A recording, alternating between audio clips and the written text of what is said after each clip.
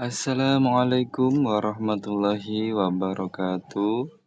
Bismillah, alhamdulillah, assalatu wassalamu ala rasulillah, wa ala alihi wa sahbihi wa mawalah amma ba'du. Teman-teman yang dirahmati Allah Subhanahu wa Ta'ala, kita akan membahas bab 1, semangat beribadah dengan meyakini hari akhir untuk kelas 12. Mari kita simak bersama materinya. Pengertian hari akhir. Hari akhir menurut bahasa artinya hari penghabisan. Seperti yang sudah dijelaskan dalam Quran Surat Al-Baqarah ayat 177 dan juga bisa disebut hari pembalasan. Seperti yang sudah tercantum di dalam Quran Surat Al-Fatihah ayat 4. Adapun menurut istilah, hari akhir adalah hari hancurnya alam semesta beserta isinya dan berakhirnya kehidupan semua makhluk Allah Subhanahu wa Ta'ala. Hari akhir juga disebut hari kiamat, yaitu hari penegakan hukum Allah yang seadil-adilnya. Kiamat atau akhir zaman dalam agama Islam merupakan peristiwa puncak dari semua kehidupan yang ada di bumi, berupa hancurnya alam semesta beserta isinya, termasuk manusia dan makhluk lainnya.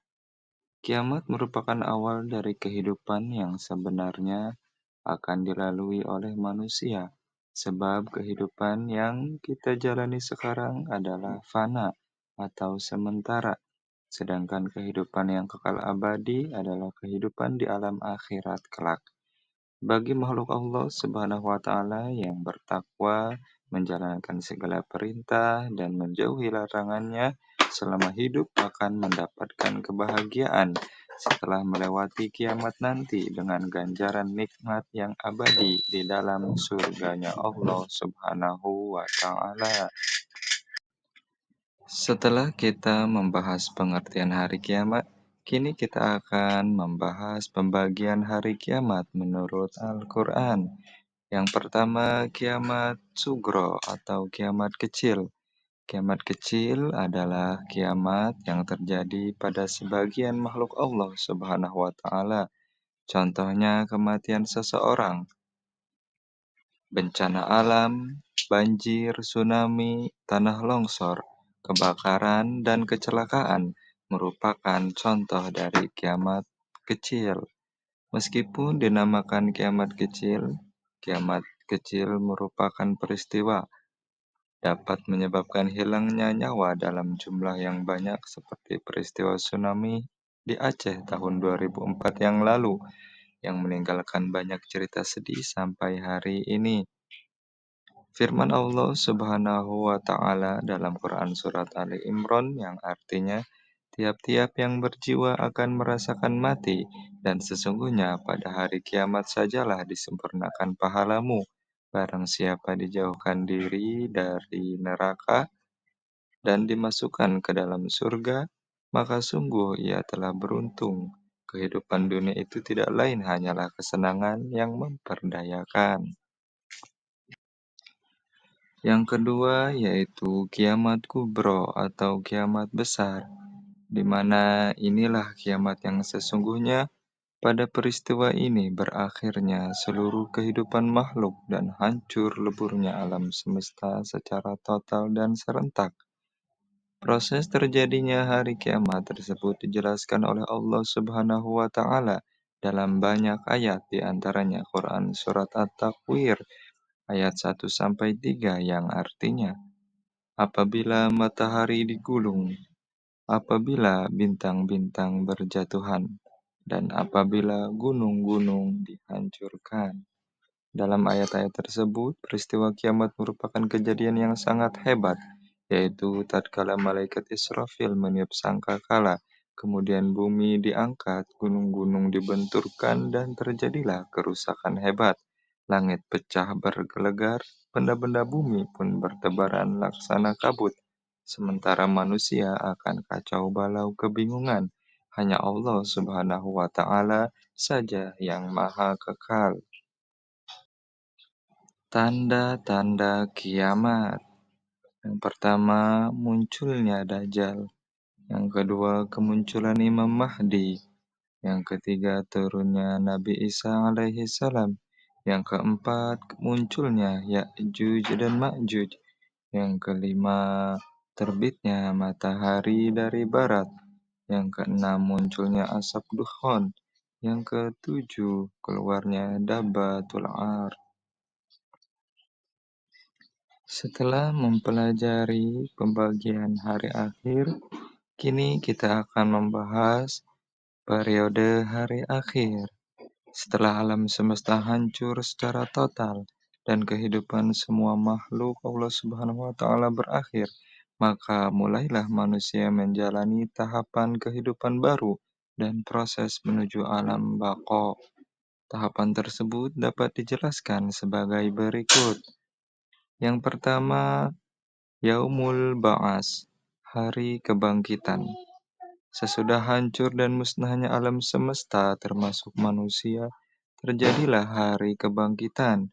Hari kebangkitan adalah proses dibangkitkannya seluruh makhluk dari alam kubur. Firman Allah Subhanahu wa taala, pada hari ketika mereka dibangkitkan Allah Subhanahu wa taala, lalu diberitahukannya kepada mereka apa saja yang mereka telah kerjakan. Yang kedua yaitu Yaumul Hasyar. Setelah manusia dibangkitkan dari alam kubur, kini semua manusia harus berkumpul di padang mahsyar.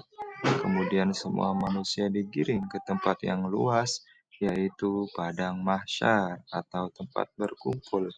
Firman Allah Subhanahu wa taala, dan ingatlah akan hari yang ketika itu kami perjalankan gunung-gunung dan kamu akan dapat melihat bumi itu datar dan kami kumpulkan seluruh manusia dan tidak kami tinggalkan seorang pun dari mereka.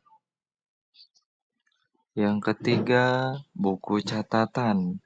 Setelah manusia berkumpul di padang mahsyar yang luas, setiap manusia di alam mahsyar mempunyai buku catatan, kitab atau perjalanan hidup selama di dunia yang sudah dicatat oleh malaikat Raqib dan Atid. Kitab catatan ini berisi semua perbuatan dan perkataan manusia sewaktu hidup di dunia. Yang keempat yaitu periode Yaumul Hisab dan Yaumul Mizan.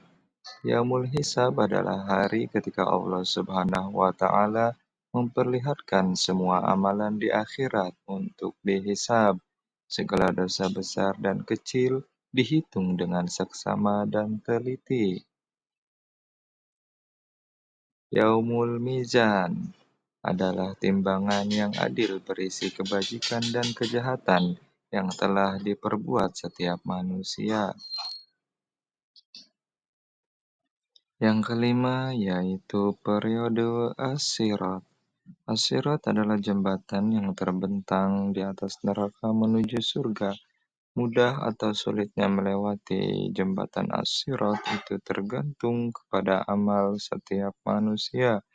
Rasulullah Shallallahu Alaihi Wasallam bersabda, terbentanglah jembatan As-Sirat itu di antara dua tepi neraka Jahanam.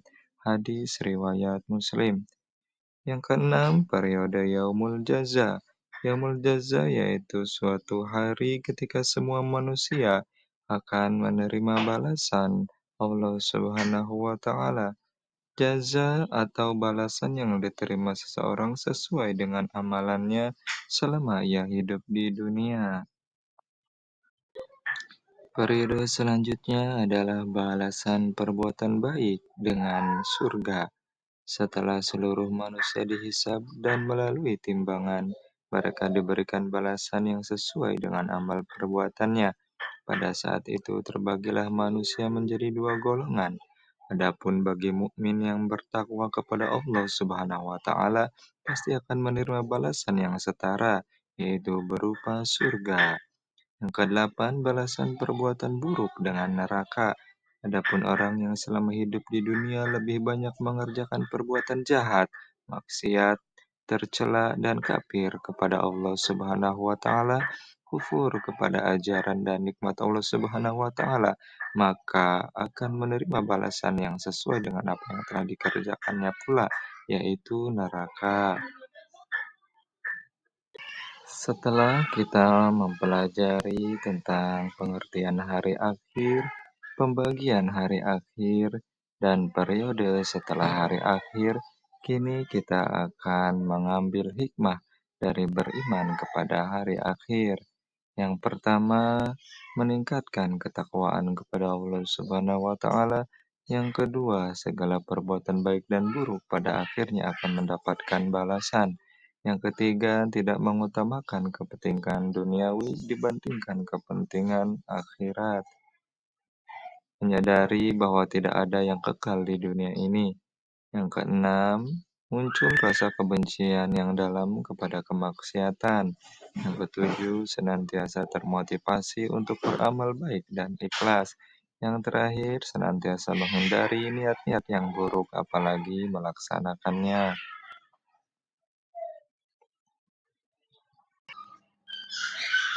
Wallahu a'lam. Apabila ada kesalahan penjelasan, itu adalah murni dari kebodohan pribadi, dan adapun perkataan benar itu atas dasar petunjuk dari Allah Subhanahu wa taala. Sekian, wassalamualaikum warahmatullahi wabarakatuh.